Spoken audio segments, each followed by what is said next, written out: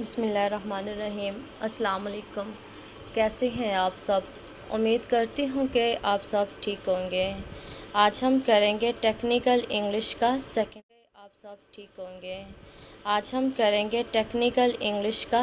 Lecture start करने से पहले अगर आपने मेरा चैनल सब्सक्राइब नहीं किया तो अभी आप सब्सक्राइब कर लें और बेल आइकन पर भी क्लिक कर दें ताकि मेरी आइंदा आने वाली जितनी भी वीडियोस हैं और वर्चुअल यूनिवर्सिटी की अपडेट्स हैं वो आप तक इजीली पहुंच सके। तो हम स्टार्ट करते हैं अपना लेक्चर। ठीक है, आज हमारा सेकंड लेक्चर है ओरल कम्युनिकेशंस में। लास्ट पे हमने जो है कम्युनिकेशंस पढ़ी थी, कम्युनिकेशंस की टाइप पढ़ी थी और आज हम पढ़ेंगे ओरल कम्युनिकेशंस। ओरल कम्युनिकेशंस जो है हमारे पास फॉर्मल भी हो सकती है और इनफॉर्मल भी हो सकती है, इम्प्लिसिट भी हो सकती है और एक्सप्लिसिट भी पर्पस के लिए हो सकती है। इम्प्लिसिट पर्पस और एक्सप्लिसिट पर्पस में मैं आपको डिफरेंस बता दूं। इम्प्लिसिट और एक्सप्लिसिट पर्पस बात पर्पस ऐसे होते हैं जिनको हम लोग जो है पहले डिफ़ाइन कर लेते हैं, वो होते हैं एक्सप्लिसिट, और जिनको एट जो है कम्युनिकेशंस के टाइम पे ऑडियंस जो है ये आप डिसाइड करते हो ऑन द स्पॉट ऑडियंस को देखते हुए, वो हमारी कहलाती है एक्सप्लिसिट पर्पस। ठीक है, और उसके बाद जो है हमारे पास ये होती है फॉर्मल, और इनफॉर्मल क्या होती है ये आगे जाकर हम लोग पढ़ेंगे। ठीक है, और फॉर्मल में जो है आप यहाँ पर ये देख लें कि फॉर्मल में हमारे पास क्या होती है। फॉर्मल हमारे पास होती है रिपोर्ट टाइप होती है, सच एज इसमें डिज़ाइंस होते हैं, डिज़ाइंस रिव्यू होती हैं, प्रपोजल्स होते हैं और कॉन्फ्रेंस टॉक होती है। ठीक है, इसमें जो है आपका इतना कुछ ख़ास याद करने वाला नहीं है, जस्ट आपने इसमें करना है कि what is an oral presentations. ठीक है, रिटन प्रेजेंटेशंस वो होती है जो हम लोग लिख के किसी के साथ कम्युनिकेट करते हैं, और ओरल वो होती है जो टीचर्स जो है क्लास में आपके साथ जो कम्युनिकेशंस आपका और टीचर का होता है वो हमारे लिए एग्जांपल है ओरल कम्युनिकेशंस में। ओरल कम्युनिकेशंस हमारी फॉर्मल भी हो सकती है, इनफॉर्मल भी हो सकती है, इम्प्लिसिट पर्पस भी हो सकती है और एक्सप्लिसिट पर्पस भी हो सकती है। अब कहता है कि हमारे पास अफेक्टिव ओरल कम्युनिकेशंस में हमें कौन कौन सी स्किल्स रिक्वायर्ड होती हैं।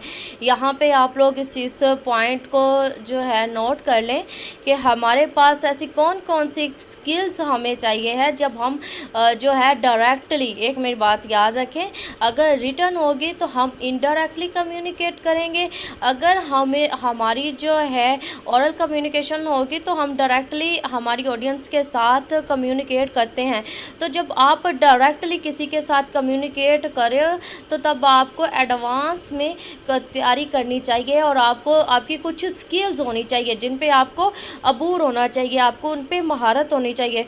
तो वो हमारे पास कौन कौन सी है। ठीक है, तो वो हमारे पास है outlining and planning, preparing overheads and और अदर डिस्प्ले मीडिया। ये इनकी जो है आगे जो है नहीं दी हुई है, डिटेल नहीं दी हुई है, मैं इनको इसका जो है ना आप लोगों को समझा देती हूँ।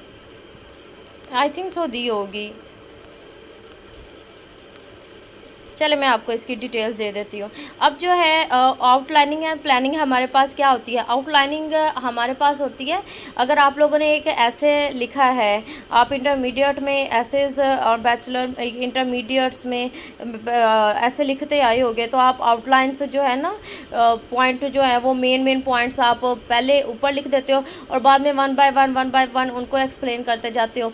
बिल्कुल, अगर आपने आपने ऑडियंस से जो है खिताब करना है, आपने ऑडियंस से कम्युनिकेट करना है, तो ये बेस्ट वे होगा कि बजाय इसके कि आप वहाँ पे जाके इसको देखें, बजाय इसके वहाँ पे जाके कंफ्यूज होने के, आप क्या करें, आप पहले अपने आउटलाइंस बना लें, आप पहले एडवांस में प्लानिंग कर लें कि मेरी ये चीज़ है और इसको मैंने जो है प्लान करना है। बिल्कुल, अगर आप देखें तो जो न्यूज़ रिपोर्टर्स होते हैं जो हमें न्यूज़ दे रहे होते हैं तो उनके भी सामने क्या पेजेस रखे हुए होते हैं, तो वो क्या करते हैं कि पेजेस का तरफ देख के हमें उन्होंने मेन जो है हेडलाइंस जो आप कह लें या मेन पॉइंट्स कह लें, उन्होंने आउटलाइन करके चीज़ों को रखा हुआ होता है और उनकी जो है प्लानिंग की हुई होती है और फिर जो है वो न्यूज़ देते हैं। बिल्कुल इसी तरह से आपने जब किसी अपने ऑडियंस से कम्युनिकेट करना है then you have to prepare your outlines and plannings, prepare overhead और अदर डिस्प्ले मीडिया।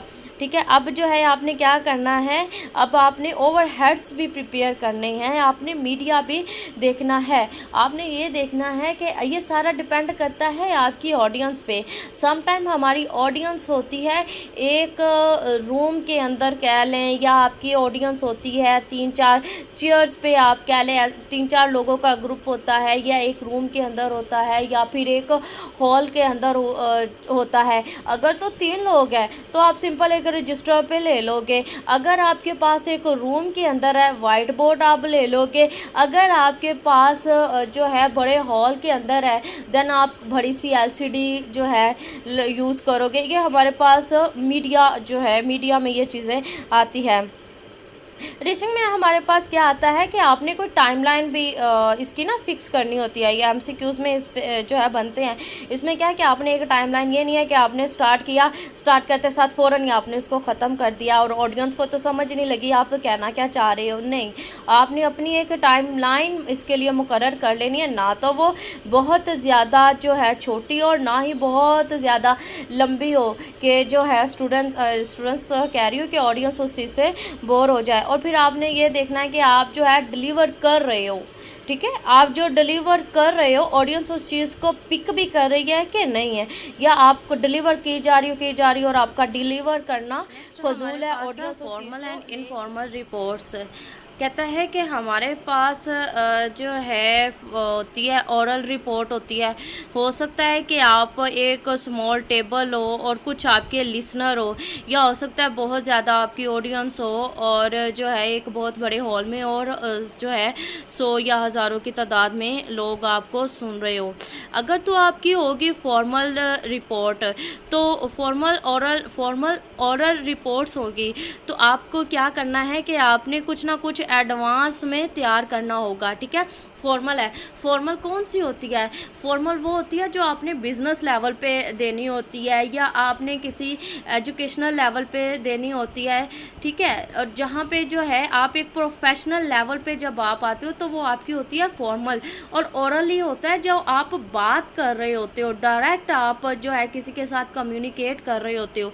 तो जब आप फॉर्मल और ओरली किसी से जो है कम्युनिकेट कर रहे हो, तो पहली जो चीज़ है जो एमसीक्यूज़ में भी आपसे पूछा सा जा सकता है, फॉर्मल और इनफॉर्मल में जो डिफरेंस है वो ये है कि फॉर्मल अगर होगा तो आपने एडवांस में तैयारी करनी होगी और जो है आपने प्रोफेशनल तरीके से कम्युनिकेट करना होगा ऑडियंस के साथ, उनको जो है अपना मैसेज डिलीवर करना होगा। और अगर आपकी इनफॉर्मल है तो आप इसके लिए जो है कुछ एडवांस में तैयारी ना भी करो और आप फ्रीली इससे जो है अपने जो आपके लिसनर्स होंगे उनको साथ आप कम्युनिकेट कर सकते हो, ठीक है। तो इसको जो है आप एक दफ़ा डिटेल में देख लीजिएगा। आगे हमारे पास है, कहता है कि हमारे पास ओरल कम्युनिकेशन जो है प्रेजेंटेशंस होगी और वो प्रोफेशनल इन्वायरमेंट में है। एक तो आपकी ओरल है और ये है कि आप प्रेजेंटेशंस की बात कर रहे हैं और ये प्रोफेशनल इन्वायरमेंट में होगा। तो इसको 2 हिस्सों में, 2 कैटेगरीज में इसको डिवाइड किया जाता है। एक है हमारे पास इंफॉर्मेटिव स्पीकिंग और दूसरी हमारे पास है प्रिकर्सिव स्पीकिंग। अगर तो आपके पास इंफॉर्मेटिंग जो है, अब जो है इन दोनों में भी आप डिफरेंस कर लीजिएगा। क्वेश्चन में आपसे डिफरेंस ही पूछ सकता है, इस पे एमसीक्यूज भी बनता है। अगर तो होगी इंफॉर्मेटिव स्पीकिंग तो इसमें आपने अपना जो गोल होगा, ठीक है, कहता है कि आपने जो है इंफॉर्मेटिव स्पीकिंग में आपने अपने ऑडियंस को अपना गोल एडवांस में बताना होगा और आपने अपने जो है एग्जैक्ट आपने अपने उसी कॉन्सेप्ट को एक्सप्लेन करना है और उसी को आपने डेमोन्स्ट्रेट जो है करना है और उसी को आपने डिस्क्राइब करना है। इसमें इंक्लूड क्या होता है, इसमें आपको है इंक्लूड होता है आपकी ग्रुप्स रिपोर्ट है, ओरल ब्रीफिंग है, पैनल डिसीजंस हैं और और ये क्या है, ये हम लोग जो है अगर तो डिटेल दी होगी तो आपने इसकी डिटेल देखनी है। अगर डिटेल नहीं दी है तो आपने क्या करना है, यू जस्ट जो है आपने इनको लर्न करना है। प्रिकर्सिव स्पीकिंग पे जो कहता है ये इसलिए यूज़ की जाती है कि जो है आपने इस टाइप की कम्युनिकेशन करनी है और या इस टाइप की ये स्पीकिंग होती है कि ये आपके जो लिसनर्स होते हैं उन पे ये असरअंदाज हो रही होती है और आपको ये जांचना होगा, ये भांपना होगा कि जो है आप जो चीज़ बोल रहे हो उसका ऑडियंस पे क्या जो है इफ़ेक्ट पड़ रहा है, ऑडियंस पे क्या इसका असरअंदाज इस पर हो रहा है। ठीक है, अगर आप रिकर्सिव स्पीकिंग जो है कर रहे हो तो देन आपको कुछ पॉइंट्स अपने माइंड में रखने होंगे और वो माइंड्स क्या है कि आपने जो है इसको ब्रीफली एक्सप्लेन करना है और आपने ऑडियंस, आपकी जो भी ऑडियंस हैं, आपकी जो भी ऑडियंस हैं, आपने इनको जो है ऑलरेडी जो है समटाइम होता है कि हम कोई मैसेज कन्वे कर रहे होते हैं, किसी टॉपिक पे बात कर रहे होते हैं, तो हम अगर आपकी ऑडियंस उस चीज़ से अवेयर है तो आप उसके लिटिल बिट आगे चलोगे। अगर आपकी ऑडियंस उस चीज़ से अवेयर नहीं है देन आप उससे 0 पॉइंट से स्टार्ट करोगे। तो आपने पहले इस चीज़ को जांचना है, आया ऑडियंस ऑडियंस का इस चीज़ पे होल्ड है, ठीक है, और फिर उसके बाद जो है आपने इसको करना है। अगर आप देखो कि आपने जो जो मेथड ऑफ कम्युनिकेशन, जो आपने मेथड ऑफ स्पीकिंग यूज़ कर रहे हो, वो ऑडियंस इस चीज़ को कबूल कर रही है। अगर तो नहीं कर रही है, on the spot you have to change your speaking method. Next हमारे पास क्या है कि हमने ऑडियंस को मोटिवेट करना है। ठीक है, कि मोटिवेट करना है कि वो आप जो चीज़ कह रहे हो उस चीज़ को माने भी। बिल्कुल इसी तरीके से है जैसे अगर हम किसी लेक्चरार का लेक्चर काफ़ी अफेक्टिव होगा देन स्टूडेंट्स जो है उस चीज़ को याद भी करेंगे। अगर स्टूडेंट्स के पल्ले कुछ नहीं पड़ा होगा तो देन आप अपनी आउटकम को भूल जाएं, आप अपने रिज़ल्ट को भूल जाएं। इसी तरह से अगर आपने स्पीकिंग करनी है then you have to prepare some plans, some methods, some outlines. Okay, next हमारे पास है डिलीवरी मेथड। अगर आपने जो है ये डिलीवरी मेथड किसका है, ये ओरल कम्युनिकेशन का है। अगर आप डिलीवर कर रहे हो मैसेज को तो आपके लिए जो है ये यहाँ पे 3 जो है ये 4 मेथड बताए गए हैं। इन मेथड को जो है हम लोग स्टार्टिंग पे जो है हम लोग 1 बाय 1 करके इनको स्टार्ट करते हैं। एक्सट्रीम 4 में क्या कहता है कि इस टाइप की जब डिलीवरी होती है तो आपने स्टार्टिंग पे ही प्लान कर लेना होता है कि आपने ऑडियंस के सामने जब जाना है तो आप एक्स्ट्रा शार्प ना बनो कि आप ऑन द स्पॉट जो है ऑडियंस को देख के और जो है सारा कुछ कर लोगे, नहीं। इसमें आपने एडवांस में प्रिपरेशन करके जानी होगी। ठीक है, और वो जो आपने एडवांस में प्रिपरेशन की होगी वो कुछ मिनट्स में होगी। बिल्कुल इसी तरह से अगर कोई लेक्चरार अपना लेक्चर डिलीवर करने जा रहा है, ये फॉर्मल है, ठीक है, ये प्रोफेशनल लेवल पे है और प्रोफेशनल लेवल पे ये आपकी पर्सनालिटी पे अफेक्ट करता है। अगर तो आपने एडवांस में तैयारी की हुई होगी तो इससे जो है आप का जो है पब्लिक में जो आपका रिक्वायर्ड रिज़ल्ट है वो आपको बहुत आसानी और बहुत जल्दी जो है मिल जाएगा। ठीक है, तो इसमें क्या है, कहता है कि अगर ये एक्स्ट्रा फॉर्म में क्या है कि जितनी आपने एडवांस में एफर्ट्स की होगी, जितना आपने जो है तैयारी की होगी, उतना जो है आपको अच्छा रिज़ल्ट मिलेगा। ठीक है, यही इसमें चीज़ है और तो इसमें कोई चीज़ हमारे पास नहीं है। अच्छा, आगे हमारे पास है इम्पोर्ट व्यू में हमारे पास क्या है, कहता है कि इसमें जो है आपने ऑडियंस के सामने जाना है और आपने विदाउट एनी प्रिपरेशंस जो है जाना है और कोई आपके पास जो है मटेरियल नहीं होगा, किसी किस्म का आपके पास जो है नोट्स नहीं होगा। ठीक है, आपने जाना है और ऑडियंस की जो है इंटरेस्ट के अकॉर्डिंग आपने उनसे बात करना स्टार्ट कर देनी है। नेक्स्ट हमारे पास टॉपिक है मेमोराइजेशंस। मेमोराइजेशन से क्या मुराद होता है कि आपने अपनी मेमोरी में कुछ, आपने अपने दिमाग में जो है कुछ पहले जो है लेकर जाना है। आप बच्चे को पढ़ाने आप टीचर हो सीएस के, आप बच्चे को मैथ पढ़ाने जा रहे हो तो आपकी यहाँ पे मेमोराइजेशन है 0, बिकॉज आपको उस चीज़ पे खुद को अबूर हासिल नहीं है तो आप दूसरे को क्या पढ़ाओगे। तो इसके लिए पहले क्या है कि आपको पहले खुद को उस चीज़ को मेमोराइज करना होगा, then you have to then you have delivered your message to the public, then easily you can convey your message to the public। ठीक है, कहता है memorization method is risky, you can lose your place or leave something out and in a panic। कहता है कि जो है ये मेमोराइजेशन से हमारे पास क्या है कि मेथड रिस्की है। कैसे है, कहता हो सकता है कि आप जो है पब्लिक में अपनी ऑडियंस में अपनी वो प्लेस खो दें, आप कुछ कहे बगैर वहाँ से आउट हो जाए, ठीक है, आप पैनिक हो जाए। तो आप जो है इन सारी चीज़ों में, इन सारी सिचुएशंस में आपने वहाँ पे फ्रोज़न नहीं हो जाना, जम नहीं जाना है, ना ही आपने पैनिक हो जाना है। ठीक है, आपने जो है उस चीज़ को पब्लिक को अपने एडवांस में अगर तैयारी की होगी, मेमोराइजेशन आपकी होगी, प्लान्स आपके अच्छे से होंगे, देन आपको जो है ऐसे आउटकम्स नहीं मिलेंगे। और रीडिंग क्या है, रीडिंग से मुराद ये होता है कि एक बंदे ने जो है आपने किसी को कह दिया जी, स्टूडेंट्स को कह दिया उठो जी, और उठ के जो है ये रीडिंग करना स्टार्ट कर दो, और स्टूडेंट जो है वो उसको रीडिंग करेगा और सिंपल आप उसको जो है अपना बता दोगे। ये इसमें रीडिंग है, रीडिंग में आप खुद से भी एक्सप्लेन कर सकते हो, इसमें कुछ मुश्किल नहीं है। अच्छा जी, प्रिपरेशंस ऑफ प्रेजेंटेशंस, जब आपने प्रेजेंटेशंस करनी है, आपने पब्लिक के सामने जाना है जी, आपने ऑडियंस के सामने जाना है, तो कुछ चीज़ें आपको अपने माइंड में रखनी होगी। वो क्या है, नॉलेज ऑफ द ऑडियंस। आपको पहले एडवांस में ये पता होना चाहिए कि ऑडियंस को कितना नॉलेज है।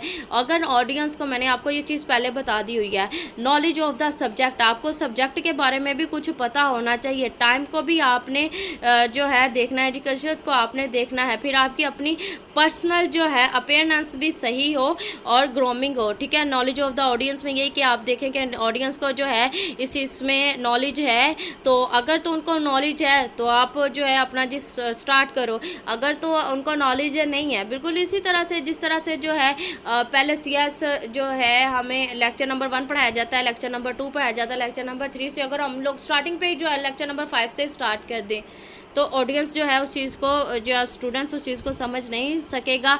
और नॉलेज ऑफ द सब्जेक्ट, और अगर इंस्ट्रक्टर को अबूर हासिल होगा तो वो ऑडियंस जो अपने जो है स्टूडेंट्स को अच्छे से समझा सकती है। फिर आपने जो है टाइम का अच्छे से इस्तेमाल करना है, मैंने इस पर पहले आपको एक्सप्लेन कर दिया हुआ है। आपकी अपीयरेंस भी अच्छी हो, ये ना हो कि जो है अगर ये कहा जाता है first impression is the last impression, आपको जो है पहले ही जो है ये ओरल आप कम्युनिकेट कर रहे हो, तो ओरल में अंडरस्टूड सी बात है कि आपकी अपीयरेंस भी मैटर करती है। तो आपने जो है ये नहीं है कि जो है बिल्कुल सोए हुए उठ के चले जाना, बल्कि आप जो है क्या है कि जो चीज़ होगी, जो चीज़ रिक्वायर्ड है उसके अकॉर्डिंगली जो है आपने करना है। जब आपने डिलीवर कर रहे हो ओरल प्रेजेंटेशंस में, तो आपने ये पॉइंट्स जो है माइंड में रखने हैं। ठीक है, आपने जो है पॉइंट्स जो है करना है। इसमें क्या है कि आपको जो है ये नहीं है कि आपने जो है इसमें जो है आपने और ड्यूरिंग डिलीवरिंग आप जो है एक जगह पे बिल्कुल जम ही गए हो, या एक जगह से आप एक जगह पे टिक ही नहीं रहे हो कि आप यहाँ से वहाँ, वहाँ से यहाँ, यहाँ से वहाँ जा रहे हो। ऑडियंस की गर्दन जो है वो जी जाए थक, और जो है अब आपको जो है ऑडियंस अपना सर नीचे रख के जो है कहे जी चलो जी लगा है तो इसको लगा रहने दो। नहीं, आपने मतलब कि अगर मूव भी करना है तो आप जो है अपना स्टेप समझाते फिर स्टेप लो। ये ना हो कि जी पता चले वहाँ पे जो है भागा भागी लगी हुई है, या फिर जो है जो हमारा जो डिलीवर कर रहा है वो एक ही जगह पे खड़ा हुआ है। नहीं, आपने जो है सिचुएशंस को चलते देखते हुए चलना है।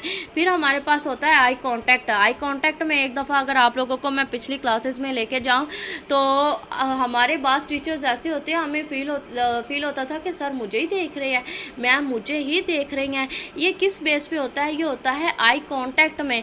आपने एक ही बंदे को नहीं देखते जाना, बल्कि आपने पूरी ऑडियंस को इस तरह से देखना है कि ऑडियंस को फील हो कि जी मुझे देखा जा रहा है, जी मुझे देखा जा रहा है। इसके लिए क्या है कि आपने जो है ड्यूरिंग आपके लिप्स बोल रहे हैं और आपकी आंखें ऑडियंस को देख रही हैं, और ऑडियंस को ये फील हो यस आई एम वैल्यूएबल, और यहाँ पे ऑडियंस को ये भी पता हो कि ये बंदा मुझे देख रहा है। और जो है हम लोग बचपन में ड्रामेबाजी करते ही होंगे आप लोग भी, कि जो है टीचर्स मुझे देख रहा है तो एक्टिव होके बैठ जाना और यूं शो करवाना कि जी मुझे बड़ी समझ लग रही है, चाहे समझ लग रही हो या ना समझ लग रही हो। तो ये हम लोग कैसे जज करते हैं, ये हम लोग आई कांटेक्ट से करते हैं। वॉइस का जो है आपने अच्छे से यूज़ करना है, बिल्कुल जो है आपकी मरी हुई आवाज़ जो है वॉइस ना हो, बिल्कुल स्लो ना हो, बिल्कुल लाउड ना हो, बिल्कुल इल्तिजा करने वाली ना हो, बल्कि आपकी वॉइस में जो है ऐसे आपकी ऐसी वॉइस होनी चाहिए कि अगला बंदा इसको सुने। और आपने इस तरीके से बोलना है कि दूसरा जो है इस चीज़ को अंडरस्टैंड करे। Use of pace without presentation it is easy to become nervous. अच्छा, कहता है कि अगर आप जो है पीस आपने सब्र थोड़ा इसका इस्तेमाल करना है, ये ना हो कि आप बिल्कुल जो है पैनिक हो जाओ और हर्शिंग में जो है स्टार्ट कर दो। तो इससे जो है क्या है कि आप थोड़ा अगर ऐसी सिचुएशन बनती भी है तो आपको इस सिचुएशंस में खुद पे और उन जो है आपकी अपनी ऑडियंस पे कंट्रोल करना आना चाहिए। Making formal presentations. अच्छा जी, जब आपने फॉर्मल प्रेजेंटेशंस बना रही हैं तो इसके लिए जो है आपको एडवांस में मटेरियल पता होना चाहिए। शुड बी कंसाइज पे ना आगे जाके पूरा लेक्चर है एक, मैं यहाँ पे ब्रीफली एक्सप्लेन करूँगी। कंसाइज का मतलब क्या होता है कि आपने अपने सेंटेंस को छोटा करना है, और छोटा आपने इस मैनर में करना है कि वो अपने असल मायने खो ना दे। ठीक है, आपने जो है कंसाइज करना है, टू द पॉइंट एक्सप्लेन करना है, और इस मैनर में बताना है कि वो उनको एक इंटरेस्टिंग स्टोरी लगे और वो जो है उस चीज़ में खोते जाएं। और दूसरा ये है कि आपने जो है कॉन्टेंट्स का इस्तेमाल करना है, विजुअल एड्स का इस्तेमाल करना है। आगे जाके 12 विजुअल एड्स हैं, इस पर अच्छी खासी लंबी चौड़ी जो है बहस होगी। ये सारी भी मैं आप लोगों को जो है बताऊंगी। वॉइस है, बॉडी लैंग्वेज है, अपेयरेंस है। नेक्स्ट हमारे पास है प्रेजेंटेशंस है, और प्रेजेंटेशंस में हमारे पास क्या है कि हमने जो है एक स्ट्रक्चर तैयार करना होता है कि कैसे हम किसी के सामने जाके अपने मैसेज को कन्वे करेंगे। कहता है कि जब भी आपने कोई रिपोर्ट बनानी है, प्रेजेंटेशंस के लिए रिपोर्ट बनानी है, तो आपने क्या चीज़ माइंड में रखनी है, अपने ऑब्जेक्ट्स माइंड में रखने हैं और मेन पॉइंट्स अपने माइंड में रखने हैं। ये एक्सप्लेनेशन आप लोगों ने पढ़नी होगी तो पढ़ लीजिएगा, मैं तो यहाँ पे इसको छोड़ रही हूँ। और नेक्स्ट है मेकिंग प्रेजेंटेशंस। और प्रेजेंटेशंस में क्या है कि प्रेजेंटेशंस के लिए जो है विजुअल एड्स का आप इस्तेमाल करो, आप जो है स्लाइड्स का इस्तेमाल करो, आप जो है पॉइंट्स का इस्तेमाल करो, हेडिंग्स का आप इस्तेमाल करो, अच्छे से टाइम का इस्तेमाल करो।